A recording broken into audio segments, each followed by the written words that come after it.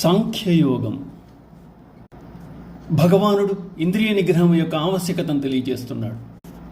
యదా సంహరతే చాయం కూర్మోంగానీవ సర్వశః ఇంద్రియాణీంద్రియార్థేభ్యః తస్య ప్రజ్ఞా ప్రతిష్ఠిత.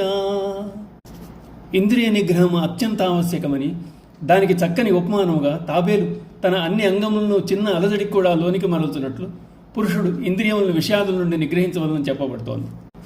ఏ ఒక్క ఇంద్రియమును వదిలివేసినా ఆత్మయందు అంతర్ముఖులు కాలేరని, అంగములను లోపలికి తీసుకుని తాబేలు ఎంత స్థిరంగా ఉంటుందో సాధకుని బుద్ధి కూడా అదే విధంగా స్థిరంగా ఉంచుకోవాలని, ఇంద్రియములు వశమునందుంచుకున్న వాని మనస్సు బుద్ధి ఇతర విషయముల వెంట పరుగులు తీయలేదని భగవానుడు చెప్తున్నాడు. విషయా వినివర్తంతే నిరాహారస్య దేహినః రసవర్జం రసోప్యస్య పరం దృష్ట్వా నివర్తతే. ఇంద్రియముల ద్వారా విషయములను గ్రహింపని వాని నుండి ఇంద్రియార్థములు వైదొలుగుతాయి. కానీ వాటిపై ఆసక్తి లేక వాసన ఇంకా మిగిలే ఉంటుంది. పరమాత్మ సాక్షాత్కారమైన వారి నుండి ఆ ఆసక్తి కూడా తొలగిపోతుంది.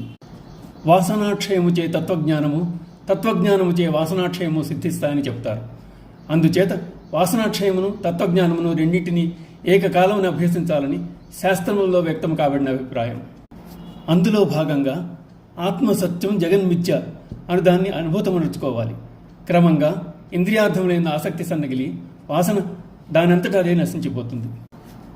యతతో హ్యపి కౌంతేయ పురుషస్య విపశ్చితః ఇంద్రియాణి ప్రమాధేని హరంతి ప్రసభం మనః.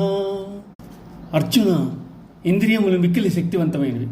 ఎందుకంటే ఆత్మానందము కొరకు ప్రయత్నించు విద్వాంసుడైన మనుషుని మనస్సును కూడా అవి బలాత్కారంగా లాగికొని పోతాయి. ప్రతి మనిషిలోనూ ధర్మమునకు అధర్మమునకు ఎంతో కొంతమేర యుద్ధం జరుగుతూనే ఉంటుంది.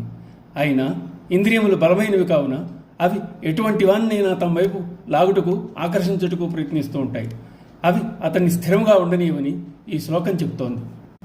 అయితే విద్వాంసుడైన మనుజుని మనస్సును ఇంద్రియములు బలాత్కారంగా మరలించగలవని చెప్పినా ఎవరూ భయపడవలసిన అవసరం లేదని, తమకున్న సాధనమును దైవీ సంపత్తిని ఇంకా తీవ్రతరం చేసి శత్రువుని ఎదుర్కోవాలని భగవానుడు ఉపదేశిస్తున్నాడు. ఓం నమో భగవతే వాసుదేవాయ.